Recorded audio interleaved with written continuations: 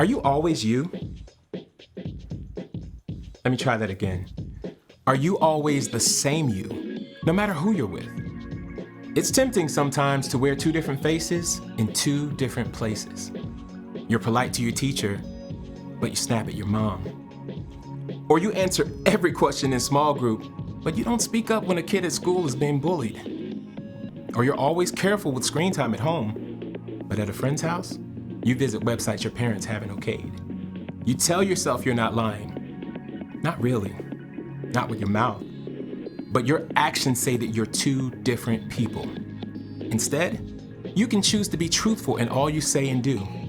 Treat everyone with respect, not just the people who can help you. Choose to always obey your parents, even if they're not around. And if you love building epic Lego creations at home, don't pretend at school you don't like Legos because it might not be cool.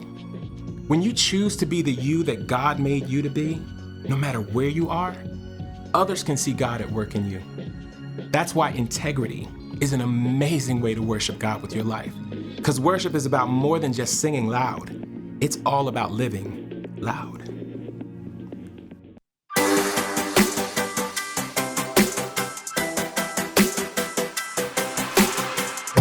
Before the day I took a breath, you had a plan for my every step. You promised to always be by my side. I believe that you are the way, you are the truth, you are the light, so I sing this to you. You keep your promises every day. I will believe in everything that you say. Yeah, in the dark I know you're making a way. Jesus, I will trust you. You're always good at everything that you do, and I know everything that you say is true. And every moment you are leading me through. Jesus, I will trust you.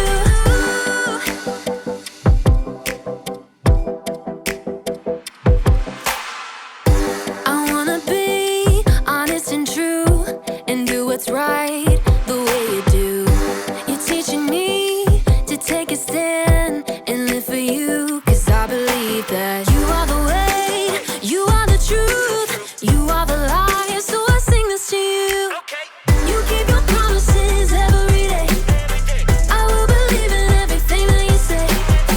Yeah, in the dark I know you're making a way. Jesus, I will trust you.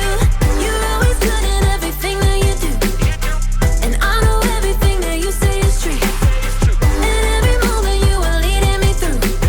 Jesus, I will trust you. Even in the moments I feel alone, I know I can trust that you're working and holding my world in your hands.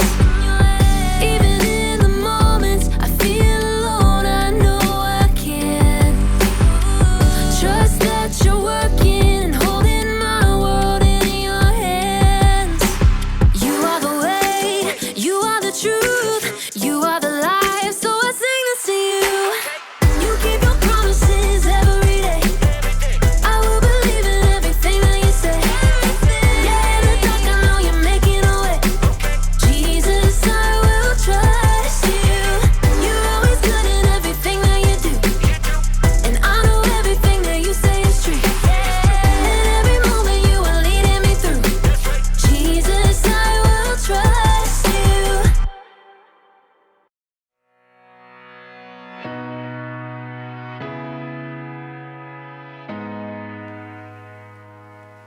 Oh, hey. Hello, planet Earth!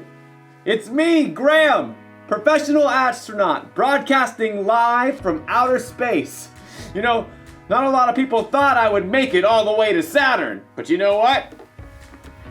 They were right. It's just a costume. I'm still on Earth. I love to dress up and pretend to be other people. Don't you? I mean, I love to dress up in costumes and wear scary makeup or funny masks. It's out of this world. because I'm an astronaut. Oh, but today we're talking about what it's like to live our lives without masks, without costumes. What it's like to live with integrity. Now, integrity is choosing to be truthful in whatever you say and do. And harder than it sounds to live with integrity. There's so many reasons to pretend to be someone you're not. I mean, you may want people to think you're funny.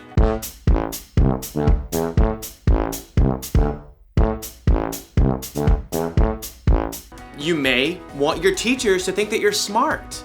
E equals MC squared. The capital of Mongolia is Ulaanbaatar. A woodchuck can chuck 32 cords of wood. And you probably want your friends to think that you're cool. Cool kids still dress like this, right? See what I mean? It isn't always easy to just be true to who you are. In today's story, we'll learn about some guys who were under a lot of pressure to be like everybody else. We'll find out if they were able to stay true to who God made them to be. I'll be back in a minute. Instead of a minute, it's moon it. Because I'm in space. Maybe I should dress up as the clown again.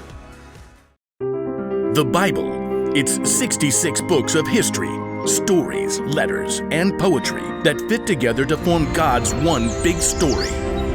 The epic adventure of how He created us and loves us so much that He made a way to rescue us. As we travel through the Bible, from Genesis to Revelation, we discover people who met God and found their lives changed forever. Now, for an amazing story. Inspired by the book of Daniel. Chapter 1. Daniel was only a very young man when King Nebuchadnezzar of Babylon conquered the land of Judah. Nebuchadnezzar made sure that God's people wouldn't rebel by taking Daniel and other young men from royal families in Judah and marching them back to Babylon with him. Will we ever see our home again? Daniel's friends were just as scared and confused as he was. Where will we live? What will he do to us? I sure hope the food is decent. Daniel tried to reassure them as the imposing city gates rose ahead. God will be with us, whatever happens. The king chose the brightest and best young men from Judah and ordered that they receive special training. After 3 years, you will get to be very important and serve me. The chief official Ashpenaz took charge of Daniel and his friends. Tut tut. Those wishy-washy Hebrew names just won't do. You need new ones. New what? Names. Let's see. Daniel, we'll call you Belteshazzar. And you three will be Shadrach, Meshach, and Abednego. Are those names, or is he just sneezing? You'll learn our language, of course. And all the Babylonian writings? Daniel's heart sank as he realized what was happening. The king wanted Daniel and his friends to forget they were God's people. He wanted them to become Babylonians. But Abednego was worried about something else. Hey, I'm about to starve. Any way we can get a bite to eat? Right this way. Ashpenaz led Daniel and his friends to a big table set with mouth-watering foods. Steak. Or those Babylonian buffalo bites. The cake's got at least 9 layers. Only the best, straight from the king's table. Oh, the food smelled delicious. But Daniel pulled his friends aside. Guys, if this food is from the king's table, that means it's been offered to false gods first. Uh-oh. Not good. Our new names and training are one thing, but if we eat this food, it's like we're saying we're okay with false gods. But we gotta eat something, man. We can ask for different food, simple stuff that hasn't been offered to the false gods. That chocolate cake. Abednego? Okay. Daniel and his friends turned back to Ashpenaz. They tried to ignore the delicious smells wafting from the table. This all looks great, but could we eat something that's not from the king's table? It doesn't need to be anything fancy. The king is my master. He's decided what you must eat and drink. What if you don't eat this and he sees you looking worse than the other young men? He might kill me. No matter what Daniel said, Ashpenaz was too fearful to listen, so Daniel approached the guard assigned to take care of them. Please, just test us for 10 days. Give us nothing but vegetables to eat and water to drink. See how we look then. Well, if Brussels sprouts are your thing, For 10 days, the guards gave Daniel and his friends nothing to eat but veggies and water. I could get into the habit of cabbage. I like broccoli, probably. Pass the peas, if you please. I just want a hamburger. Let me tell you, it wasn't easy to say no to all those delicious foods the other young men got to eat. But at the end of 10 days, the guard called everybody out. Line 'em up. He strode past the other young men. Good, good. I can see you've been eating well. When the guard reached Daniel and his friends, he stopped in surprise. What? You've been eating rabbit food, but you look even better fed than the others. Daniel smiled. God had helped them grow strong even without eating the food offered to false gods. Okay, fine. You can keep eating veggies and water. Rats? Thank you. God continued to give Daniel and his friends knowledge and understanding as they studied, and at the end of their training, they were brought before the king. Let's see what you know. How many inches in a meter? 39.3701. What do you call a group of porcupines? A prickle. If it takes 8 men 10 hours to build a wall, how long would it take 4 men? No time at all, because the wall's already built. How are you all so smart? The one true God gives us wisdom. Well, we'll see about that. Anyhow, you're 10 times smarter than my other advisors. You get to be very important and serve me. Daniel and his friends eventually became the king's most trusted advisors, and even though they served the king of Babylon, they never stopped standing strong for the one true God in everything they said and did.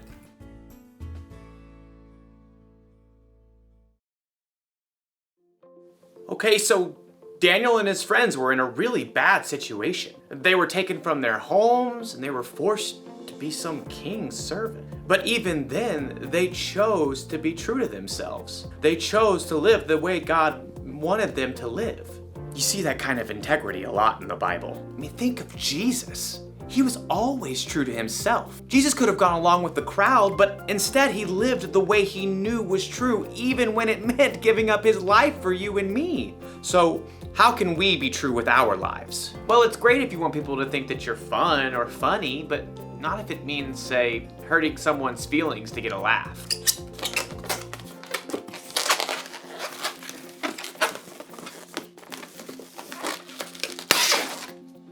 I have no idea how to make balloon animals. And being cool is cool, you know? But if you have to pretend to be something that you're not so people think that you're cool, that's not cool. Cool? What's another word for cool? So here's the one thing to remember today.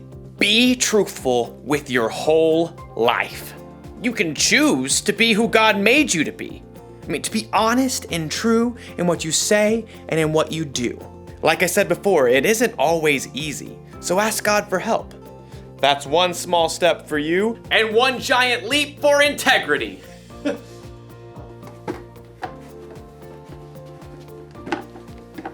Goodbye.